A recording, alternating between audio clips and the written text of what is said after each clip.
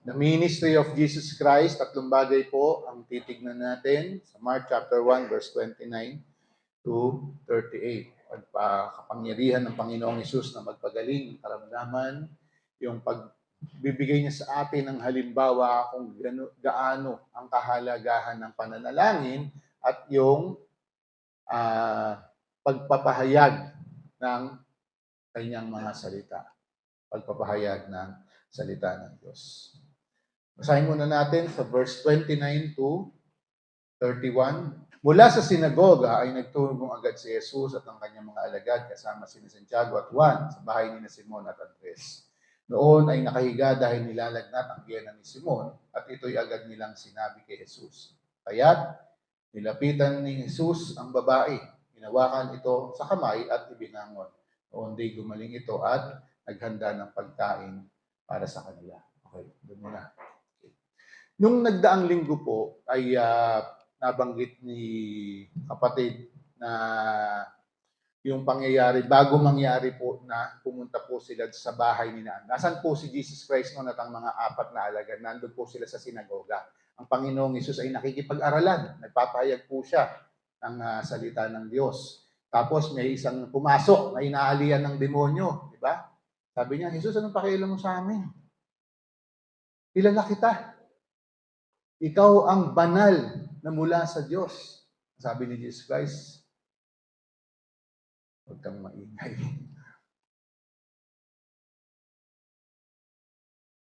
Lumayas ka sa tao na yan. Tapos pagtapos ng pangyayari na yon sa sinagoga,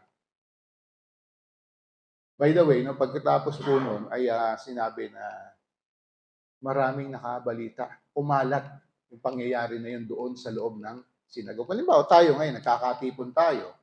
Ako, ipinapahayag ko ang salita ng Panginoon. Tapos may pumasok. No? Tapos yung pumasok na yun, ang gulo. Yung nanggulo na yun na pumasok, inaalian. Kaya ang ginawa ng Panginoong Hesus, ni-rebuke niya. Kasi di ba, Jesus Christ has power over demons. Di ba? Ang mga demonyo, sabi nga ni Santiago, may pananampalataya yan. Nangangatal pa. Kilala nila ang Panginoong Hesus. Kaya nung doon pumasok ang tao na inaalian ng masamang espiritu ay ni-rebuke ng Panginoong Hesus ang demonyo na nakasanib doon sa tao. Pinalayas niya. Tapos kasi siguro ang tapos lang nila siguro around lunchtime lang, no? And by the way, it is a Sabbath day. Ang ibig kong sabihin ng Sabbath day, araw ng pamamahinga. Okay? Ngayon, nung pumunta na po sila sa bahay ni Simon at Andres, kasama si Jesus Christ, kasama si James at saka si John. Si Simon at Andres magkapatid. Tapos sa bahay nila, sino pang nandun?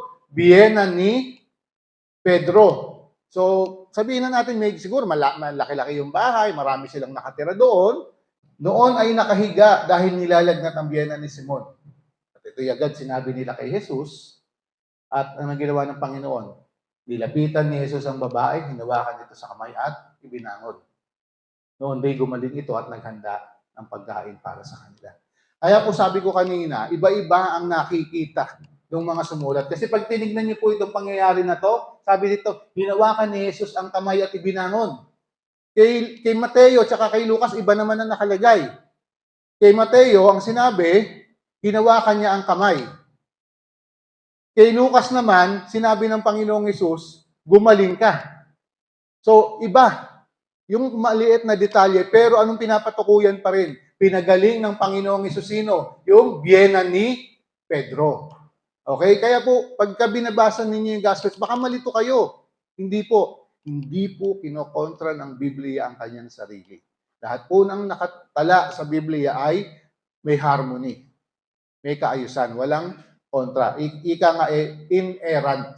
Ibig sabihin, walang error po ang Biblia. Okay? So dito nga, pinagaling ng Panginoong Hesus ang biyena ni Simon Pedro. Okay? Ngayon, kung titignan po natin, napakaganda po ng naging response ng biyena ni Pedro. Tayo po, di ba, halimbawa, meron tayo kunyaring trangkaso. Di ba? Pag may trangkaso tayo, pag umiinam yung pakiramdam natin, lumalakas na ba agad tayo? Nakakapanumbalik na ba agad yung lakas natin? Di pa, di ba? Minsan bumibilang pa ng araw to recover. Bumibilang pa ng araw para makapanumbalik yung kalakasan. Pero sa case ng biyenan ni Pedro, kaya ganun na lang agad-agad siyang gumaling. Sabi dito, noon din ay gumaling siya at naghanda ng pagkain para sa kanila. Siyempre, nandun ang Panginoong Hesus, ang pamilya ni Pedro. May concern sila, ang kanyang biyenan, ang nanay ng kanyang asawa ay may karamdaman. And by the way, nung mga panahon na yon, pag may lagnat, may matinding lagnat ang isang tao, maaaring may mga reasons yan. And wala pa namang medical breakthrough nun. Wala pang Tylenol. Kuya, there's no Tylenol yet by that time. Di ba? Wala pang biogesic. Kaya yung karamdaman na ito ng biyenan nila, concern niya ng pamilya. Bakit? Maaari kasi isipin ng ibang tao, may matinding kasalanan yung biyenan ni Pedro, kaya sa may karamdaman. Okay? Pero anong pinakita dito ng Panginoong Hesus? Yung kanyang kapangyarihan magpagaling ng karamdaman. At yung naging response ng biyenan niya, na agad-agad siyang gumaling, anong ginawa niya? Naglingkod. Nag-serve. Nag-waitress siya sa mga panauhin. Naggayak siya ng pagkain kanino para kay Jesus Christ, sa apat na alagad, at kung sino pa man din ang kasama sa loob ng bahay na yon. Anong gusto kong ipunto? Kapag tayo po, nararanasan po natin ang pagkilos ng Diyos sa buhay po natin, anong mainam? Mainam na response ay gumawa po tayo. Anong gagawin natin? Maging daluyan din po tayo ng pagpapala.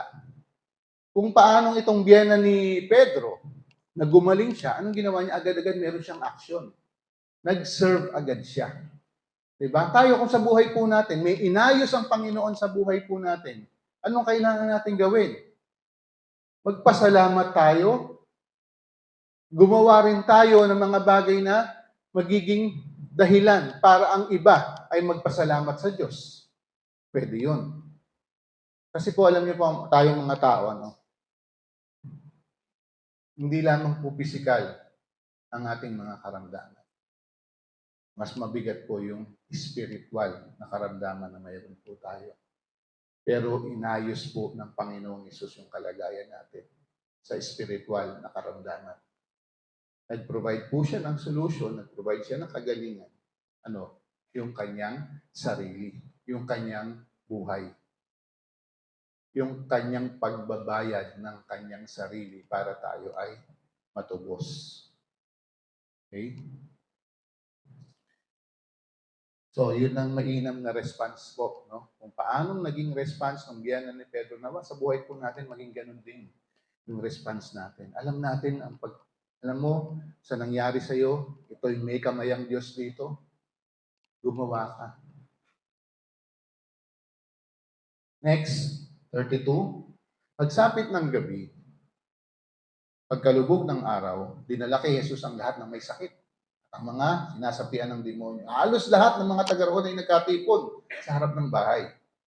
Pinagaling ni Jesus ang maraming may sakit, anuman ang kanilang karamdaman.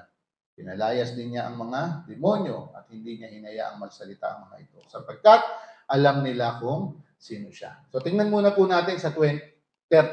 Pagsapit ng gabi, paglubog ng araw, dinala kay Jesus.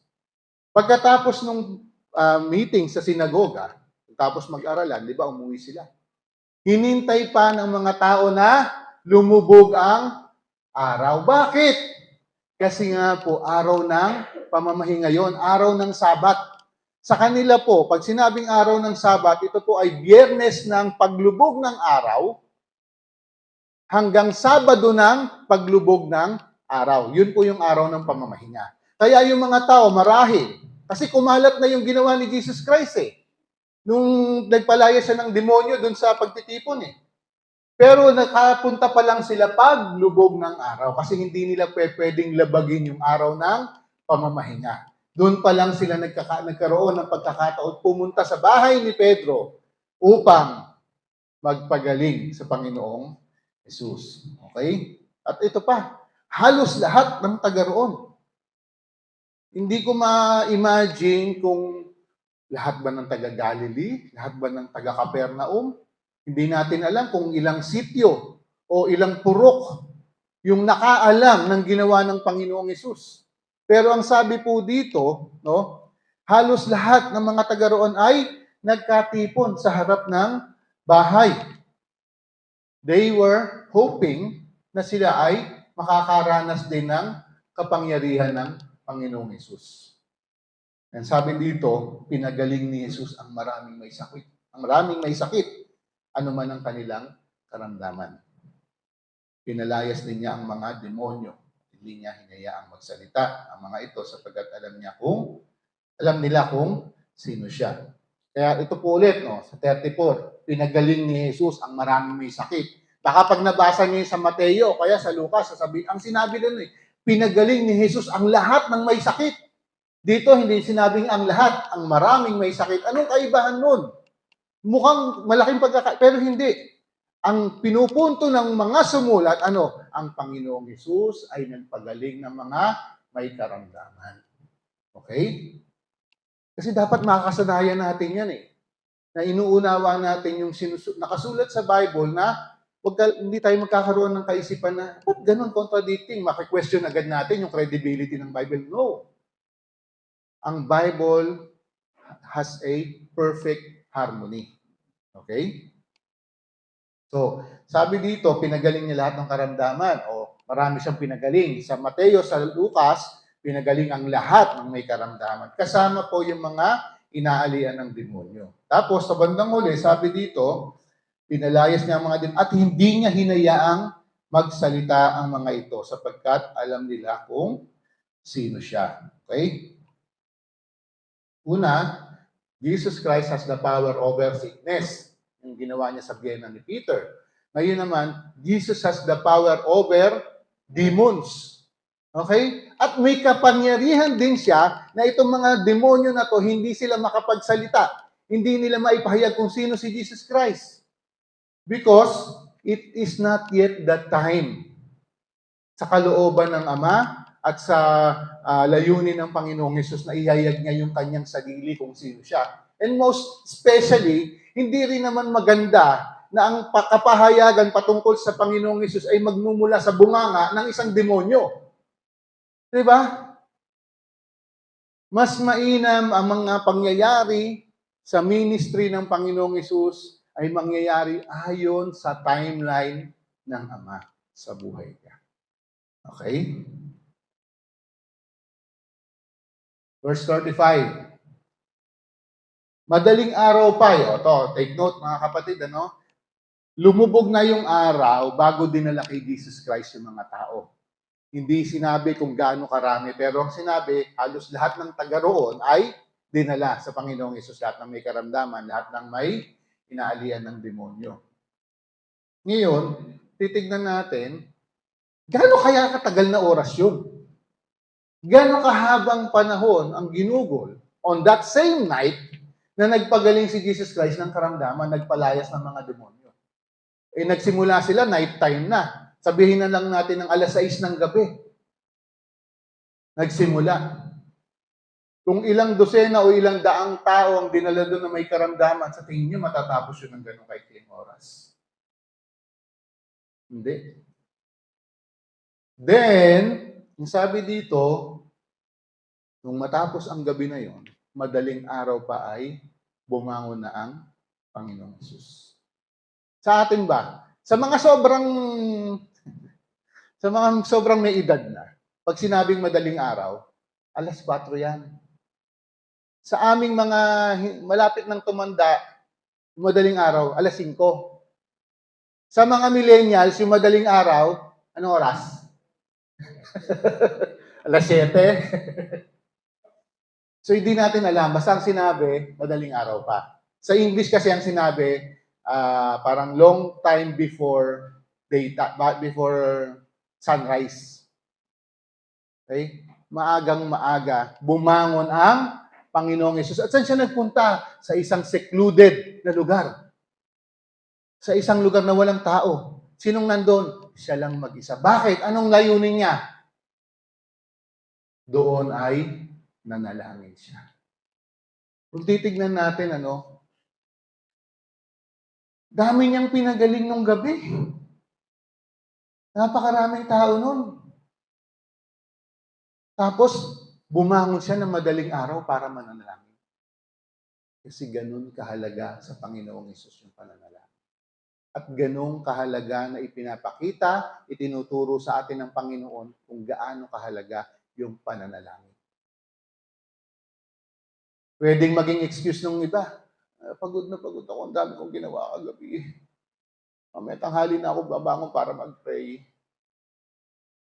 Pero hindi ganun ang ginawa ng Panginoon. Hindi ganun ang pinakikita ng Panginoon. Sa kabila ng ang dami niyang ginawa nung magdamag, hindi pa sumisikat ang araw, bumangon na siya para makipagniig sa Ama. Yun po yung napakaganda. Alam niyo po sa Psalms, may mga binanggit po si David regarding sa prayer time. Ito po yung pinaka-ideal na prayer time, yung maagang maaga. At yun yung halimbawa na iniwan sa atin ng Panginoong Hesus. Di ba nung sinasabi niya, if you will pray, huwag kayong tumulad sa mga Pariseyo. Na gusto nila, nakikita sila sa lansangan upang purihin sila ng mga tao. Di ba sabi ni Jesus Christ, pag kayo mananalangin, magkulong kayo sa inyong silid. Ganon din sa pinakita ng Panginoong Hesus dito, nagpunta siya sa isang lugar na walang tao para magkaroon siya ng personal time sa Ama. Babasahin po natin, pinag-aaralan natin ang buhay ng Panginoong Hesus, napakaraming pagkakataon po doon na nananalangin po si Jesus Christ sa Ama. Lagi po siya nagpapasakop sa kalooban ng Ama sa buhay niya. Napakahalaga po ng panalangin. Alam niyo po,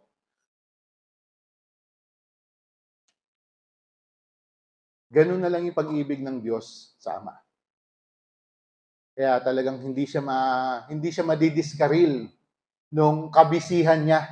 Kasi kung titignan natin dito, sabi, hinanap siya ni Simon at ng mga kasama nito. Maaaring may mga gagamutin pa. Maaari. Pero hindi isinantabi ng Panginoong Hesus yung kahalagahan ng oras ng pananalangin. At ako po, inaamin ko, naging guilty po ako dyan. Hindi ko sinasabing mag-guilty rin kayo. Ako inaamin ko na nag-guilty ako dyan. Masyado ako na-occupied, masyado akong engrossed sa mga gawain. Pero na-neglect ko yung oras ng personal prayer, communion, communication, connection sa Ama. Hinihingi ko ng tawad sa Panginoon yan. Masyado akong naging occupied sa ibang mga bagay, sa gawain, pero napabayaan ko yung personal time of prayer sa Panginoon. At hindi po yan ang nais ng Panginoon sa buhay natin. Isang dahilan, ang isang mananampalataya ay magkakaroon ng buhay na kasaya-saya, buhay na ganap, hindi mapapabayaan yung kanyang prayer life. Maganda sana, kung sabihin niya, pagod na pagod ako sa maghapon Kasi pray ako ng pray. Sakit ng tuhod ko Ano nangyari sa'yo? Kasi maghapon ako nananalangin, nakaluhod ako. Ganda sana kung ganun no? Hindi, pagod na pagod ako kasi ang dami kong ginawa sa school, ang dami kong ginawa sa trabaho. Ang dami kong naging kaabalahan sa iba't ibang mga bagay. Yun yung katotohanan di ba? Pero ang ganda sana, no? Magiging napuyat ako Hindi napuyat. Kasi ang haba ng prayer ko, talagang binigay ko sa Panginoon lahat Di ba magandang bagay? Napuyat ako kasi nagdo-doom scrolling ako Ayun, doom scrolling, tingin pa ng tingin sa cellphone, alang-aning oras. Bakit tinitignan niyo ako ng ganyan? Pare-pareho lang naman tayong minsan guilty. Pero napakaganda sana, kung yung mga kapaguran natin, yung puyat natin. Bakit ka na late? Hindi po kasi agad ako umalis Kasi nananalangin muna ako. Masidhing panalangin yung prayer ko sa Panginoon. Ang ganda. Na-late ka. Napuyat ako. Ba't ka napuyat? Naglaro ako ng Mobile Legends Patay na. Diba? Bilang mga mananampalataya, ito po yung ninanais ng Panginoon sa atin. Diba? As we live each day, being a believer of Jesus Christ, anong goal natin? To be like Christ. At ito yung binibigay na halimbawa sa atin ng Panginoong Hesus. yung napakahalaga ng oras ng pananalangin. Verse 38, ngunit sinabi niya sa kanila, kasi sabi nila, no, hinahanap po kayo ng mga tao. Anong response ni Jesus Christ? Sinabi niya sa kanila, kailangang pumunta rin tayo sa mga karatig bayan upang makapangaral ako doon. Kasi ito ang dahilan ng pagparito ko. Makapangaral ako doon. Hindi siya pipirmi lang sa isang lugar kasi ang mga may karamdaman, hindi mauubos yan. Kung ang pangangailangan ng tao sa araw-araw, ng mga may problema, ng mga mahihirap, hindi rin nauubos yung mga kailangan, mga pangangailangan yan. Gayon din sa mga may karamdaman, hindi rin mauubos yan. Kaya ang layunin ng Panginoon, o nagawa niya ng bahagi niya sa lugar na ito, sa ibang lugar naman siya pupunta. Doon naman siya magpapahayag, doon siya magpapakita ng miracles niya. Kasi hindi nineneglect ng Panginoong Hesus yung kahalagahan ng isa pang ministry niya to preach the Word of God. Kung babalikan po natin yung message ko po nung 2 weeks ago, yung binasa po ni Jesus Christ, nung pumasok siya sa sinagoga, binasa niya yung aklat ni Isaiah. Sabi niya, di ba? Isa doon sa prophecy, sa aklat ni Isaiah, ipahahayag niya ang magandang balita. Kaya ito, hindi pinabayaan ng Panginoong Hesus. Kahit marami naghihintay pa sa Kanya doon, marami pang gagawin doon, sa lugar na iyon, ang sabi ng Panginoon, kinakailangan pumunta pa sa mga karatig bayan upang maipahayag, to be able to preach the kingdom of God sa ibang lugar din. Kasi yun ang purpose talaga. Hindi pumunta ang Panginoong Hesus dito para magpagaling ng mga karamdaman, para magpalayas ng mga demonyo. Oo, ginawa niya yan to show His power for God's glory. Pero ang layunin niya talaga, sabi niya, kaya ako naparito, ipinapahayag niya ang mabuting balita ng pagliligtas ng Diyos. Kasi alam niyo po kung titignan natin, yung mga pinagaling ba ni Jesus Christ? Yung mga dumanas ba ng miracle ni Jesus Christ? Sumasampalataya kaya sila kay Jesus Christ? Hindi. They are not believers. Sumusunod sa kanyang sangkaterbang mga tao para sa pakinabang. Diba? Yung 5,000 kataon nga na pinagaling niya, pinakain niya sa pamagitan ng 5 tinapay at 2 isda. Pagkatapos ng event na yun, sumusunod pa rin sila eh. Ang sabi ni Jesus Christ, sumusunod kasi kayo. Bakit? Dahil nabusog kayo. Diba? Kaya po, yung talagang purpose ng Panginoon dito, upang ipahayag yung pagliligtas ng Diyos. At hindi pwedeng pabayaan yan. Gayon din po sa atin na mga mananampalataya.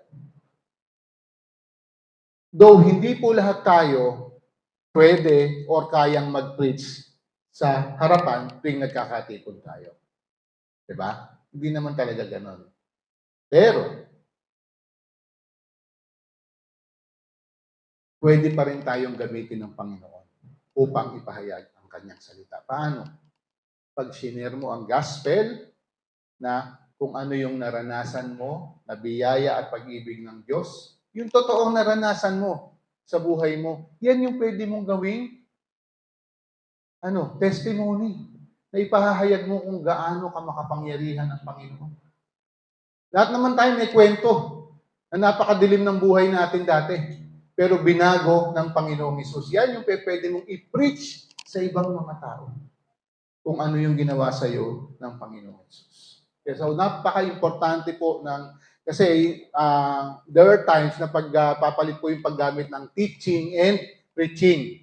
Okay? Yung teaching kasi, sabihin na natin medyo interactive. Pwedeng magtanong, gano'n, di ba? Pagka preaching, medyo mas maingay, mas malakas, mas madiin na pagtuturo.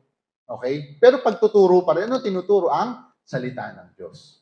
Okay? Kaya po sabi dito sa Roma, chapter 10, verse 13, sa sinulat ni Pablo sa mga taga-Roma, sabi, dahil sinasabi sa kasulatan, maliligtas ang lahat ng tumatawag sa pangalan ng Panginoon. Totoo naman.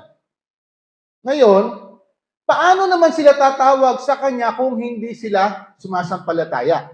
So, siyempre, hindi ka naman sasampalataya kung wala kang napakinggan patungkol kay Jesus Christ. Okay?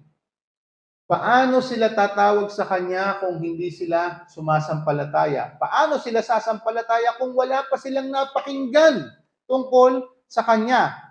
Paano naman sila makakapakinig kung wala namang nangangaral? Okay? Lahat po tayo, yun po ang paraan ng kaligtasan eh. Sumampalataya sa Panginoong Hesus. Di po ba? Ngayon, kung walang magpapahayag, kung hindi po natin narinig ang gospel, paano natin sasampalatayanan si Jesus Christ kung hindi ipinahayag sa atin? Di ba? Kaya po napakahalaga ng pagpapahayag or preaching the word. Sa 17, sabi ni Pablo, kaya't ang pananampalataya ay bunga ng pakikinig. Faith comes by hearing. And hearing the word of God. Okay? Kaya po, itong bahagi na ito na binanggit ni Pablo, pagbibigay din sa importance ng pagpapahayag. Kasi, balikan mo yung sarili mo. Automatic kaya, magiging pusa kaya akong sasampalataya sa Panginoon, bagamat wala akong alam kay Jesus Christ? Hindi. Kinakailangan napakinggan natin yung alin? Yung mabuting balita. Diba? Naunawaan natin yung pag-ibig ng Diyos. Naunawaan natin yung gusto niyang mangyari. Kasi merong ginamit ang Diyos na ipahayag sa atin. Diba? Kaya ganun din yung tayo, buhay natin. Kinakailangan din na gamitin tayo ng Diyos upang yung iba naman ay makapakinig. Kasi ang sabi, ang pananampalataya ay nagmumula sa pakikinig. Kaya sila, makakasampalataya din sila sa Panginoon kung maririnig nila sa atin yung mabuting balita ng kaligtasan. Okay? So, ang Panginoong Hesus po ay hindi lamang niya dinidil yung mga physical na pangangailangan ng mga tao. Mga dinala sa Kanya, yung mga may sakit, hindi lamang yun. Kundi kasama sa dealing ng Panginoong Hesus yung kanyang pagkilos sa isip, sa puso at sa kaluluwa ng mga tao sa pamamagitan ng pagpapahayag niya ng mabuting balita. Okay? Pangalawa, pray like Jesus. Manalangin po tayo katulad ng ating Panginoong Jesus. Yung pananalangin na binibigyan natin ng top priority sa buhay po natin bilang mga Kristiyano. Diba? Kung babalikan po ninyo yung mga experience ninyo na gumising kayo ng alanganing oras at nagkaroon kayo ng pagkakataon na manalangin sa Panginoon ng sobrang aga na yon, di po ba napakagandang karanasan? At napakagandang maging starter ng araw natin. Yung uumpisahan natin yung araw natin na nagkaroon tayo ng pagkakataon na nakipag-niig sa Panginoon. Okay? Pangatlo, ibahagi natin ang mabuting balita. Kung ano yung naranasan natin. Hindi ako magaling sa mga verse eh.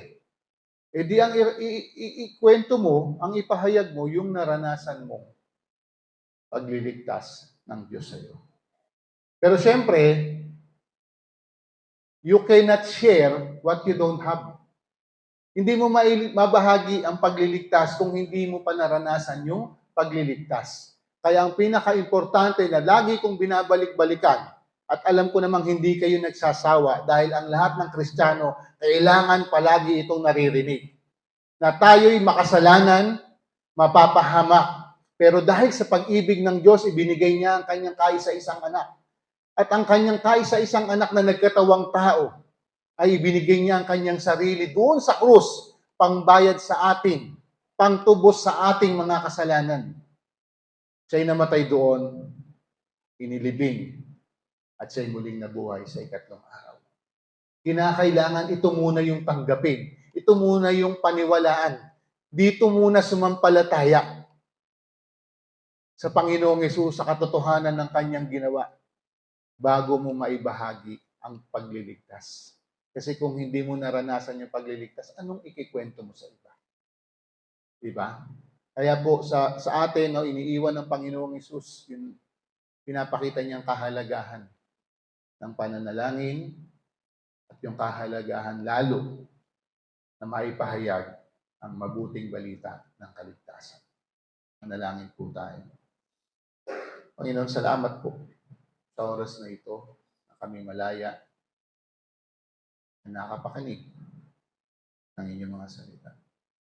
Dalangin po namin na ito ay manatili sa aming mga puso. At habang lumalakad kami sa araw-araw, ay naisin po namin na kami ay maging katulad ng aming Panginoon.